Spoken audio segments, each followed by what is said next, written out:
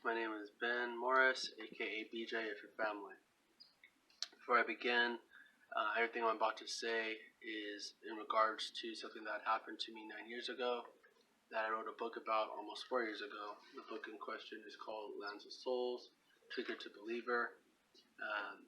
This is actually part 2 of 3 videos I plan to do in regards to the book and what happened to me. Sales are doing really good right now. If you're interested on more on this, you could find my Facebook page of Lance of Souls Trigger to Believer, and it'll give you more insights. It's not up right now, but by the time I have this video out, it will be up. But if you want to get more, look for part 1 of my videos. On part 1, I give a brief summary and a breakdown of the book itself. And then these next 2 videos are going to be on my theories that I got from what happened to me 9 years ago. This one is going to be on the Blackness. I talk about the Blackness in the first parts of my story, first chapters of it, and this is basically what I got from it and what I do in regards to it. So let's get to it.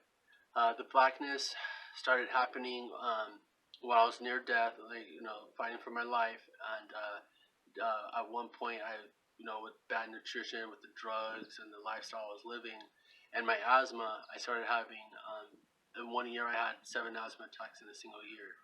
During one of those asthma attacks, when I was still living, you only live once, and I thought I was so hard or whatever, I was like, instead of calling the ambulance, I waited. I was like, you know what?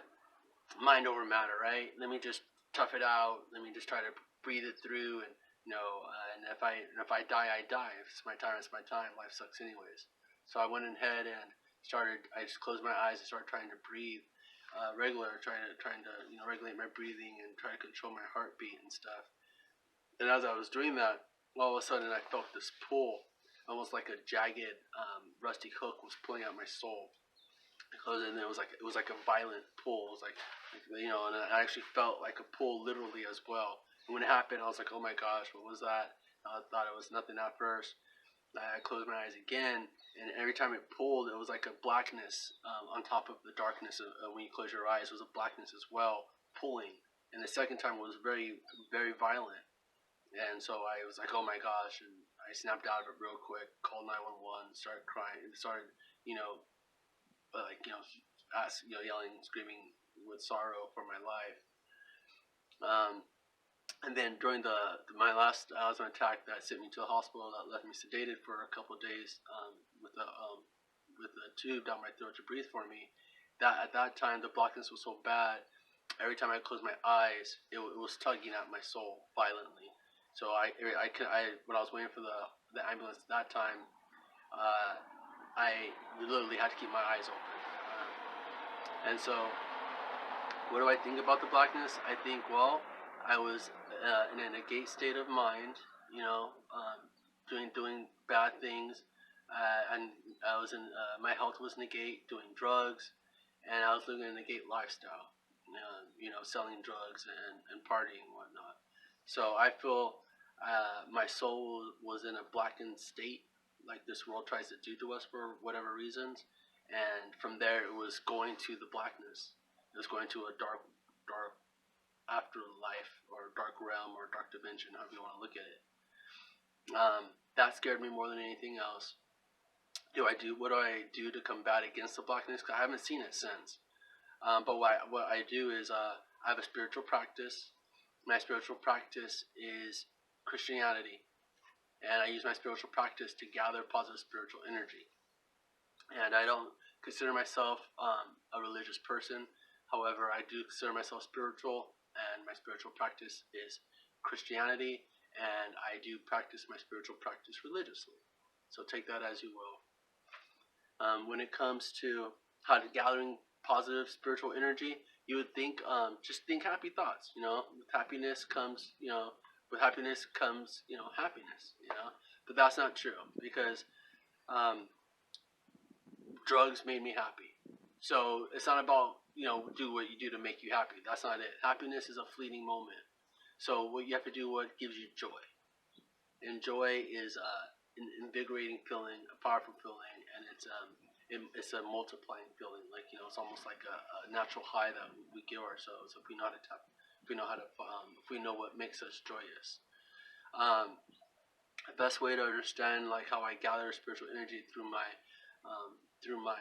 church or through my spiritual practice is and before I even go further right there, I believe in spirituality more than anything else.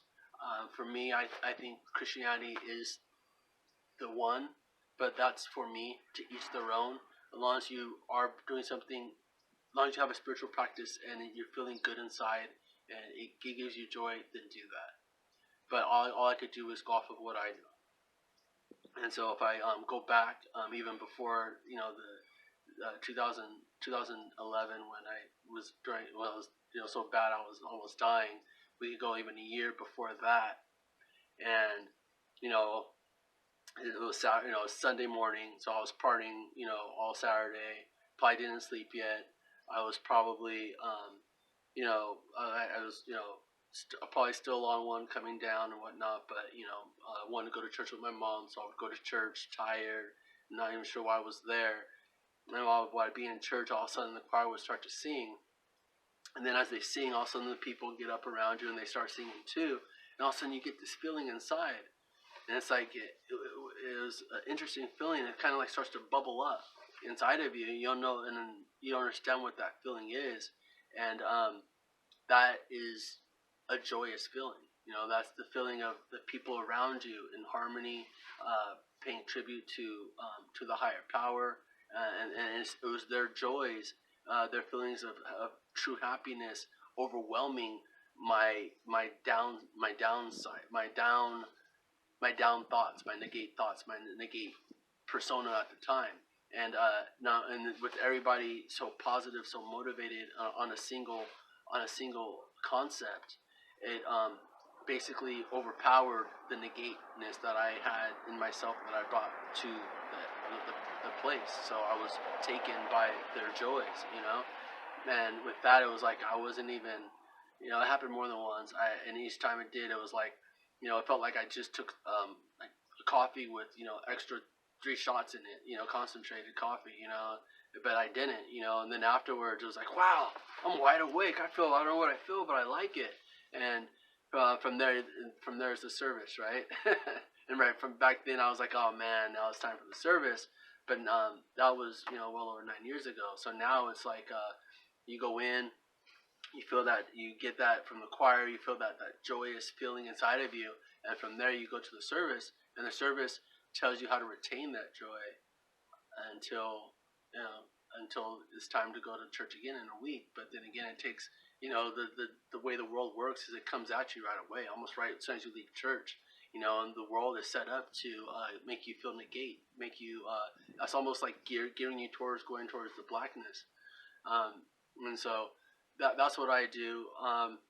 And now I go to church. I go to church weekly, and me and my daughter are part of the choir. So I'm like right where it's right where I get it the most, like the eye of the storm, if you will. But if I go deeper with you guys, as I was dying in that state, I felt the blackness taking me. Then I didn't die, and during recovery, I started going to these different realms and coming back. And one time I was stuck in a realm. This realm in particular, if you've already read my book, or if you're going to, this chapter was the Renaissance Carnival, when I was actually trapped in it. And this is what drove me to doing what I do now, as far as gathering the positive spiritual energy, because we're gonna die. I'm gonna die.